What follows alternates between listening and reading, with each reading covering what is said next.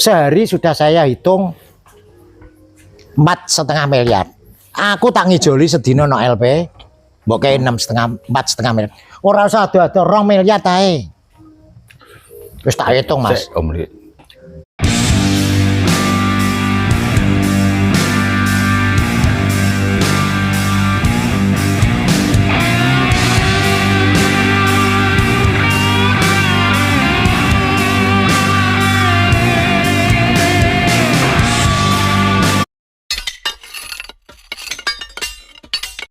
Selamat sore, selamat datang kembali di channel kami, Revolvere Channel.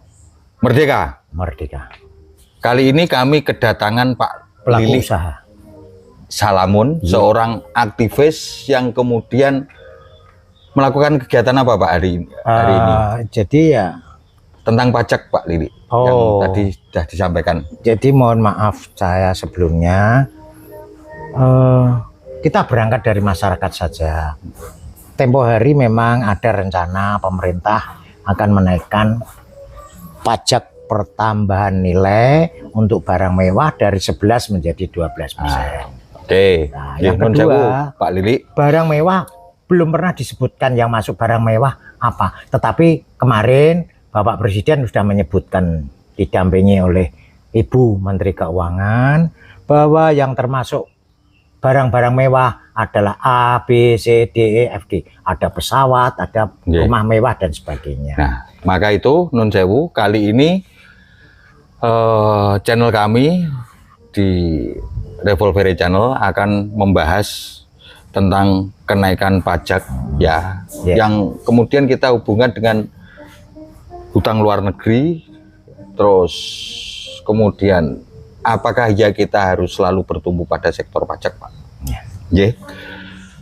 Sebelumnya kami ucapkan kepada semua teman-teman selamat tahun baru dan selamat menikmati hadiah dari pemerintah kenaikan pajak 12%.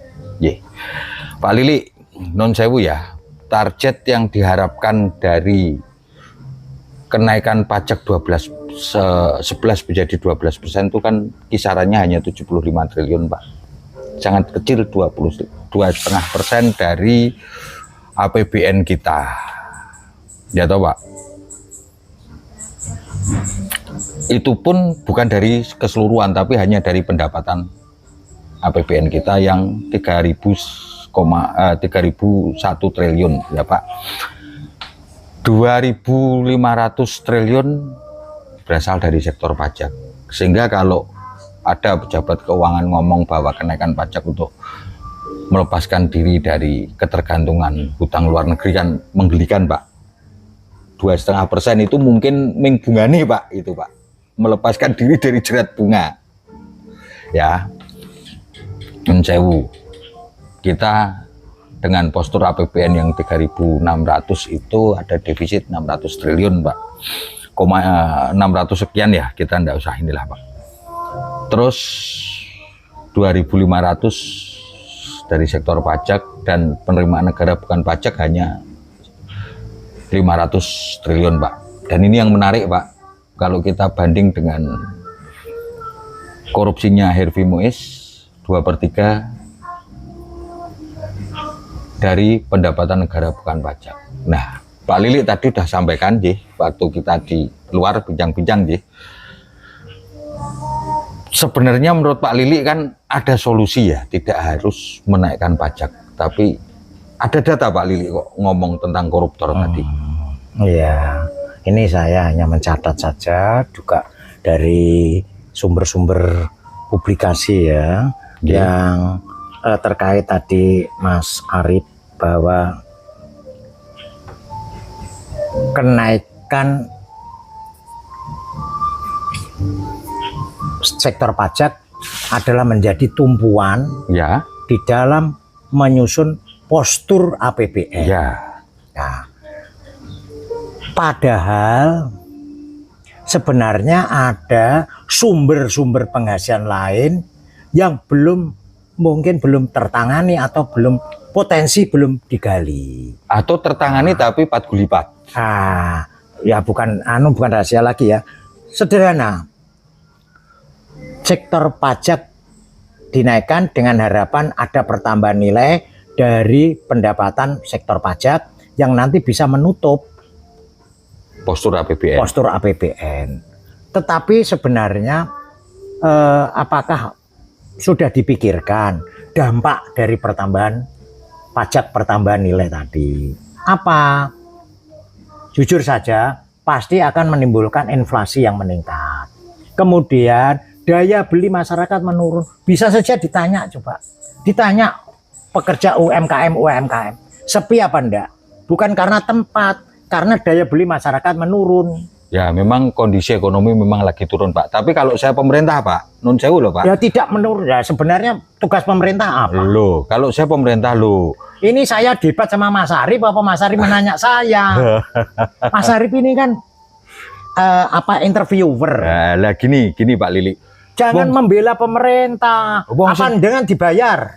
Loh, wong yang dikorupsi Harvey Mois saja 300 triliun kok, Pak. Ya. Kalau kenaikan pajak itu 75 triliun, artinya kan meng seperempatnya yang dikorupsi. Leres. Sehingga ada sektor lain yang menjadi, mohon maaf sebelumnya, peliharaan. Ya. Ini saya sebutkan catatan. Ada 10 korupsi yang sampai sekarang entah bagaimana kasusnya. Saya sebutkan ya, satu, korupsi PT Timah ya, sekitar 300 triliun. Sudah ditangani. Ya, ditangani, tapi bagaimana uangnya kemana?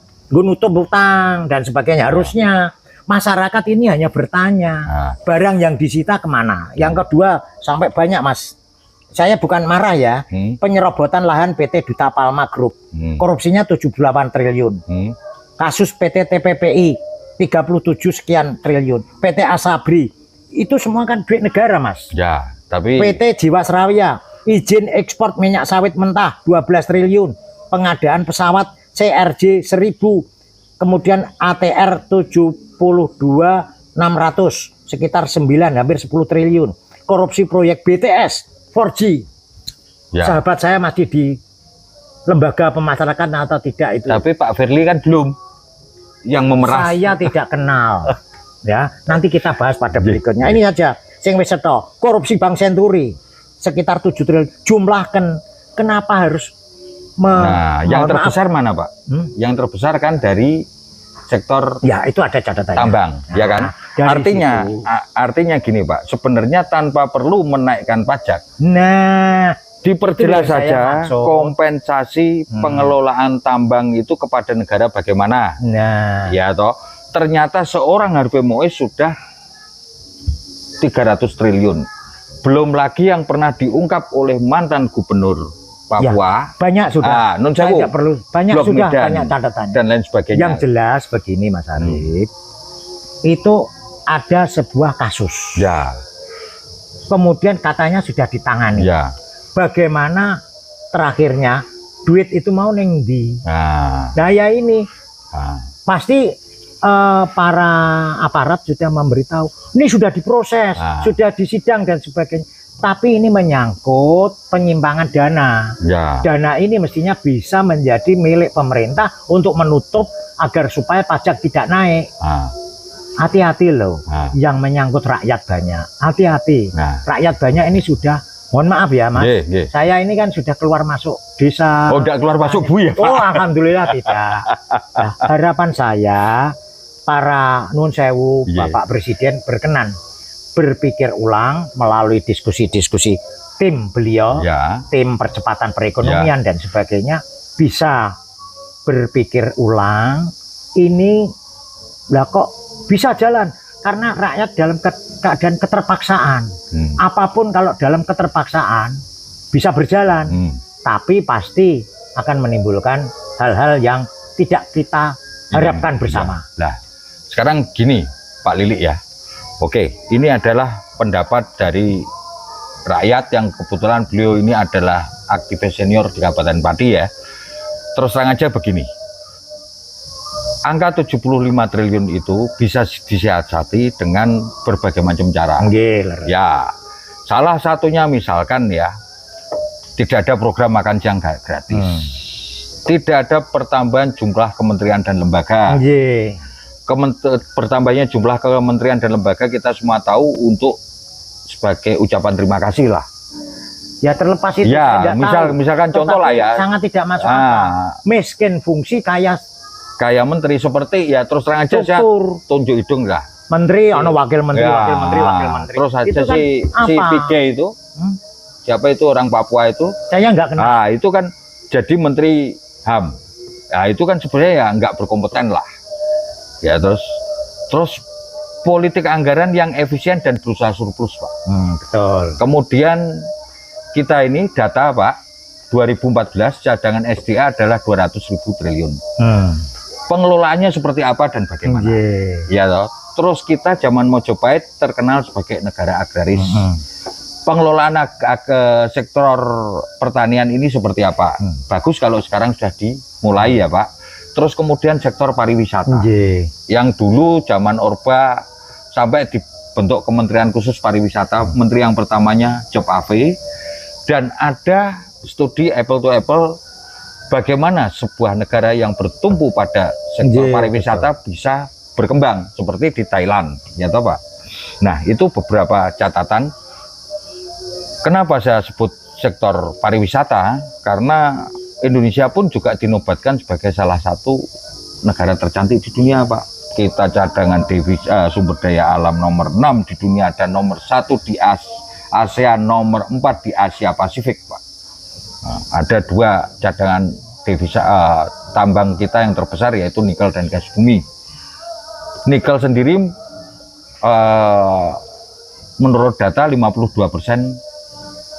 kebutuhan nikel dunia ada di Indonesia Pak. Nah dari berbagai macam potensi, ayo mari pemerintah rubahlah ketergantungan APBN dari sektor pajak.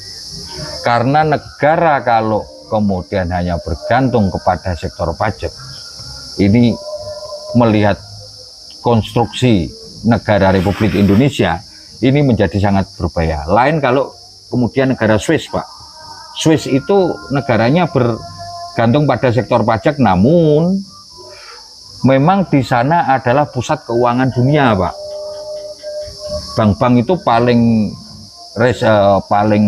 worth it adalah bank-bank yang ada di Swiss Pak.